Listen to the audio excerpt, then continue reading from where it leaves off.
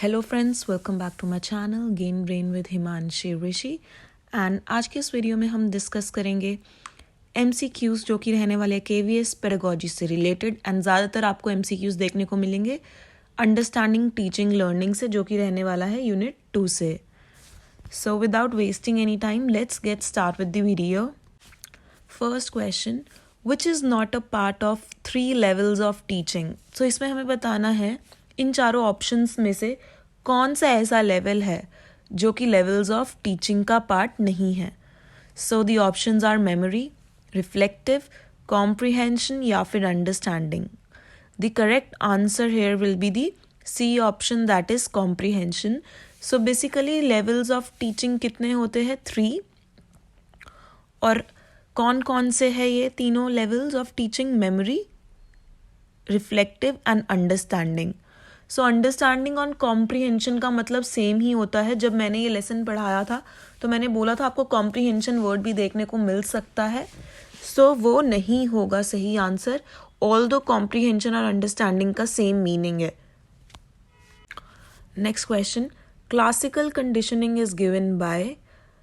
जो classical conditioning है वो किसने दी है थ्योरी? स्किनर, पावलोव, ब्रूनर या फिर थॉर्नडाइक। सो जो क्लासिकल कंडीशनिंग है वो दी है पावलोव ने। और ऑपरेंट कंडीशनिंग किसने दी है? There are 2 conditioning theories, one is classical and the other one is operand.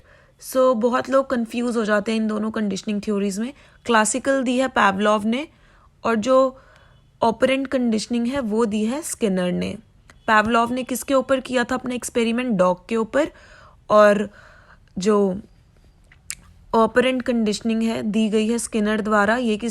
इन्होंने किसके ऊपर किया था अपना एक्सपेरिमेंट? वो किया था उन्होंने कैट के ऊपर।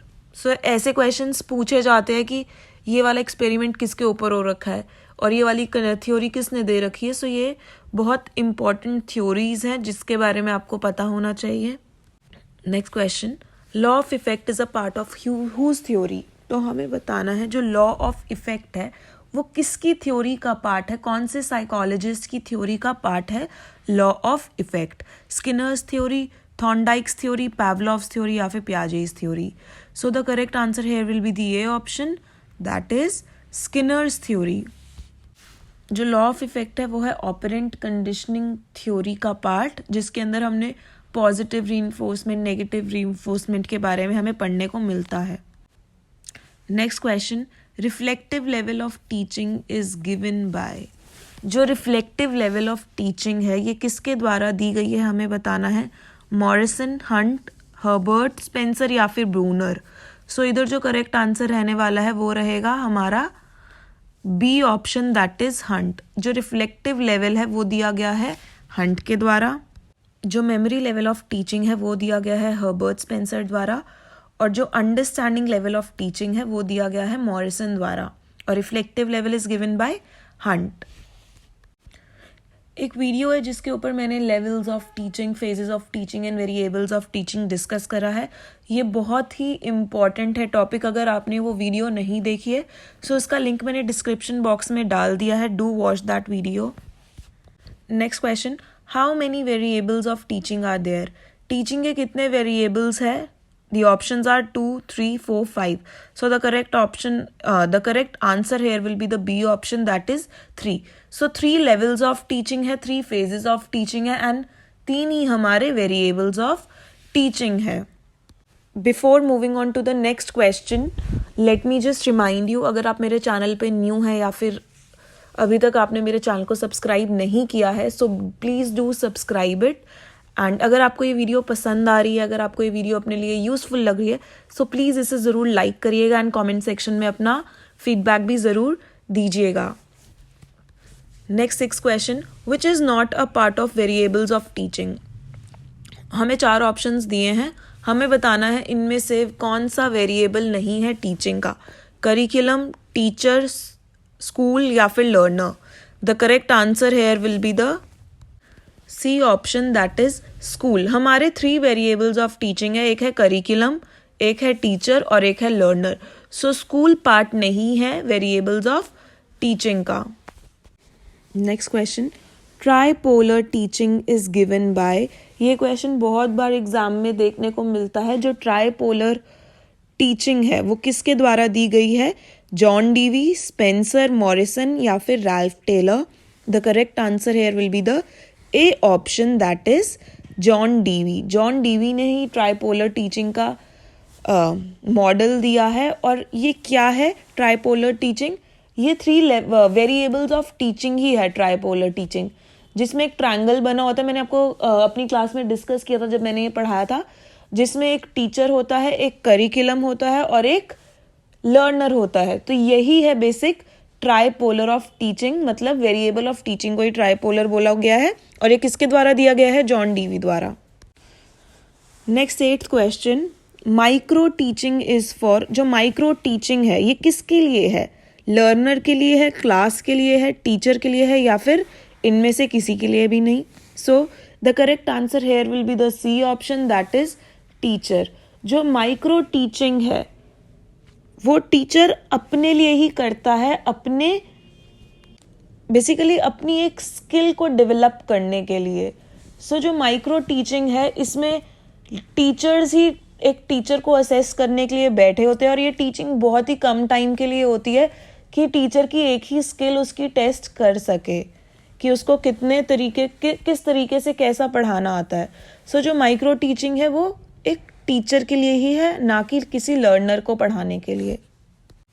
Next question, which is not a part of micro teaching. हमें 4 ऑप्शंस दिए हैं, हमें पूछा गया है कि कौन सा इनमें से माइक्रो टीचिंग का पार्ट नहीं है। So the options are curriculum, teaching, feedback या फिर रीटीचिंग। सो जो ए ऑप्शन है करिकुलम, वो माइक्रो टीचिंग का पार्ट नहीं है, वो माइक्रो टीचिंग का स्टेप नहीं है। यहाँ पे पार्ट से मतलब है step of micro teaching. So basically यहाँ पे टोटल 6 स्टेप्स होते हैं माइक्रो टीचिंग के। सबसे पहले होता है टीचिंग, फिर होता है फीडबैक, फिर होता है रीप्लान, फिर होता है रीटीचिंग और फिर से आता है लास्ट में रीफीडबैक। एक हमने पढ़ा लिया टीचिंग, एक छोटी स्किल को हमने पढ़ा लिया, देन हमने जो हमारे टीचर्स हमें असेस कर रहे हैं उनका हमने फीडबैक लिया। उस फीडबैक को लेने के बाद हम फिर से रीप्लान करते हैं अपनी जो हमें स्किल टेस्ट करनी है या जो हम स्किल उन्हें दिखा रहे हैं उसको हम दोबारा से रीप्लान करते हैं, थोड़ा अपने लेसन प्लान में चेंजेस लाते हैं, फिर से हम रीटीचिंग करते हैं और एंड में हम उनका फिर से रीफीडबैक लेते हैं। सो ये हमारे 6 स्टेप्स हैं माइक्रो टीचिंग के, जिसमें करिकुलम पार्ट नहीं है। Next question, in which phase of teaching the goals and objectives are set. So basically phases of teaching कितने हैं हमारे? 3। सो इसमें हमसे पूछा गया है कौन से फेज ऑफ टीचिंग में गोल्स और ऑब्जेक्टिव्स सेट किए जाते हैं? Pre active phase, active phase या फिर पोस्ट एक्टिव फेज या फिर इनमें से none of the above. The correct answer here will be the A option, that is pre active phase. 3 phases होते हैं, प्री एक्टिव, इंटरएक्टिव और पोस्ट एक्टिव। जो प्री एक्टिव फेज होता है उसमें हम अपनी क्लास के गोल्स और ऑब्जेक्टिव्स फाइनलाइज करते हैं, प्लान करते हैं। So basically pre active phase में हम लेसन प्लान बनाते हैं। नेक्स्ट क्वेश्चन है, micro teaching was given by. ये भी सीटेट में भी पूछा जाता है क्वेश्चन, एस्टेट में भी और केवीएस में भी।